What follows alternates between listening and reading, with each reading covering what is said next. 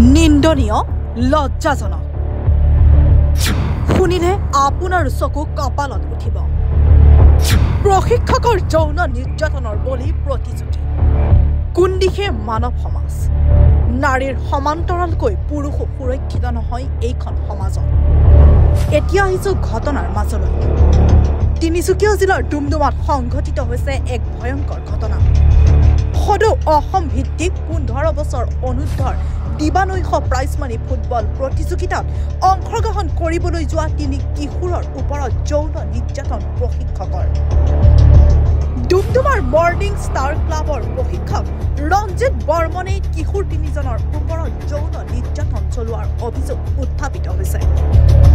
ইতিমধ্যে ভুক্তভোগী কিশোৰ কেইজনৰ অভিভাৱকে সমগ্ৰ ঘটনা সন্দৰ্ভত আৰক্ষী থানাত এজাহাৰ দাখিল কৰিছে ঘটনা সন্দৰ্ভত ৰহা মৰিগাঁও আৰু ডুমডুমা আৰক্ষীয়ে তদন্ত আৰম্ভ কৰিছে বুলিও জানিব পৰা যায়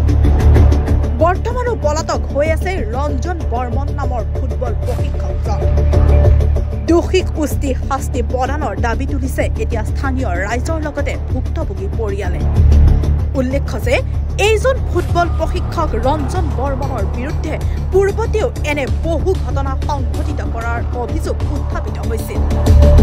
ডুমডুমাত সংঘটিত এনে নিকৃষ্ট ঘটনাই এতিয়া সমগ্ৰ ৰাজ্যতে চাঞ্চল্যৰ সৃষ্টি কৰিছে এই সমগ্ৰ ঘটনাৰ ওপৰত ডুমডুমা মহিলা সমিতিৰ লগতে স্থানীয় ৰাইজে প্ৰতিক্ৰিয়া প্ৰকাশ কৰিছে ডুমডুমাৰ এই ঘটনাটো আজি যেতিয়া শুনিলোঁ মই দুখ পালোঁ কিন্তু আচৰিত হোৱা নাই কাৰণ এই ৰঞ্জন বোলা যিজন ব্যক্তি এই ব্যক্তিজনৰ বিৰুদ্ধে বহুতবাৰ এই এটা আহি আছে অভিযোগ আহি আছে যে এই বদমাছটোৱে বহুত কিশোৰ আৰু শিশু ল'ৰাক যৌন নিৰ্যাতন চলায় যোৱা বছৰ ছেপ্টেম্বৰ মাহতো এজন গুৰুং নামৰ এজন জৈনিক ব্যক্তি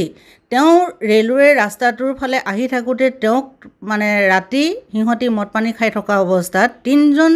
ৰঞ্জন বৰ্মনৰ লগত আৰু দুজন ব্যক্তি আছিলে তেওঁলোকে ধৰ্ষণ কৰা অভিযোগ শুনিলোঁ থানাত তেওঁলোকে গোটেই ৰাতিয়ে তিনিজন ব্যক্তি আছিলে ৰঞ্জনৰ লগত আৰু কোন আছিলে পুলিচে বেছি ভালকৈ ক'ব পাৰিব কিন্তু সেই কেছটো ৰেজিষ্টাৰ কিয় নহ'লে সেইটো এটা বহুত ডাঙৰ কথা সেই কেছটো যদি ৰেজিষ্টাৰ হ'লহেঁতেন হয়তো আজি এই কিশোৰ নিৰ্যাতনৰ ঘটনাটো নহ'লহেঁতেন ফুটবল খেল শিকোৱাৰ অচিলাত ৰঞ্জন বৰ্মনে এনেকুৱা যিসকল কিশোৰ ফুটবল খেলৰ অনুৰাগী আহে তেওঁলোকক বিভিন্ন সময়ত হাৰাশাস্তি কৰি থকাৰ খবৰ আমি পাওঁ কিন্তু যিহেতু মোৰ হাতত কেতিয়াও কোনোবাই লিখিত কোনো ধৰণৰ অভিযোগ দিয়া নাই বা তেনেকুৱা মৌখিক কোৱা কথাত আমি আগবাঢ়ি যাব নোৱাৰোঁ হয় চাওক আচলতে ইতিমধ্যে আমি জানিবলৈ সক্ষম হৈছোঁ যে ডুমডুমাৰ এগৰাকী ফুটবল প্ৰশিক্ষক জনক বৰ্মনৰ ওপৰত আচলতে মৰিগাঁও সদৰ থানাত আৰু নগাঁৱৰ ৰহাত আচলতে তিনিজন কিশোৰে যৌন নিৰ্যাতন চলোৱা বুলি এক গুৰুতৰ অভিযোগ তুলি এক এজাহাৰ দাখিল কৰিছে আৰু তাৰ পিছতেই আজি আমি ডুমডুমাবাসীৰ এজন যুৱ প্ৰজন্ম হিচাপে লজ্জিত হৈছোঁ আৰু দ্বিতীয়টো কথা ক'ব বিচাৰিছোঁ যে এনেধৰণৰ অভিযোগ এয়াই প্ৰথম নহয় পূৰ্বতেও এইজনৰ ওপৰত আচলতে এই যি ডুমডুমাৰ শৈক্ষিক যি জীৱনক কালিমা সনাৰ যি এক ষড়যন্ত্ৰত এইগৰাকী প্ৰশিক্ষকে আচলতে জনক বৰ্মন উপাধিৰ প্ৰশিক্ষকজনে আচলতে লিপ্ত হৈছে এয়াই প্ৰথম ঘটনা নহয় আগতেও এবাৰ এনেকুৱা ধৰণৰ ঘটনা ঘটিছে কিন্তু কিহৰ কাৰণে সেই ঘটনাটো গাপ দিয়া হ'ল সেয়া কিন্তু আমি গম নাপাওঁ কিন্তু এই যি ঘটনা খেলিবলৈ অহা যি ছাত্ৰ ছাত্ৰীসকলৰ যি ওপৰত যি নিৰ্যাতন চলোৱা এক গুৰুতৰ অভিযোগ সেয়া কিন্তু খুব এক নিন্দনীয় আৰু খুব এক লজ্জাজনক কথা এতিয়া আমি অসমৰ যি মাননীয় DGP মহোদয় লগতে মুখ্যমন্ত্ৰী মহোদয় আহ্বান জনাম যে এই জনক বৰ্মন উপাধিৰ যিজন আচলতে প্ৰশিক্ষকগৰাকীৰ ওপৰত যি এজাহাৰ দাখিল হৈছে আৰু যিগৰাকীৰ ওপৰত ডুমডুমাৰ পৰা ৰঞ্জিত ছেত্ৰীৰ ৰিপৰ্ট এনি ভাৰত 24 আপুনি নৰ্থ ইষ্ট ফুৰিম বুলি ভাবিছে নেকি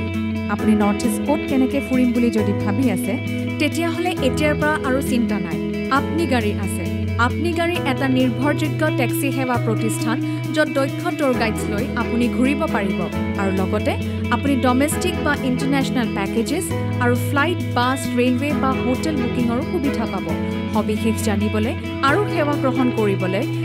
www.apnigari.com এতিয়াই লগ ইন কৰক অথবা স্ক্ৰীণত দিয়া নম্বৰত যোগাযোগ কৰক।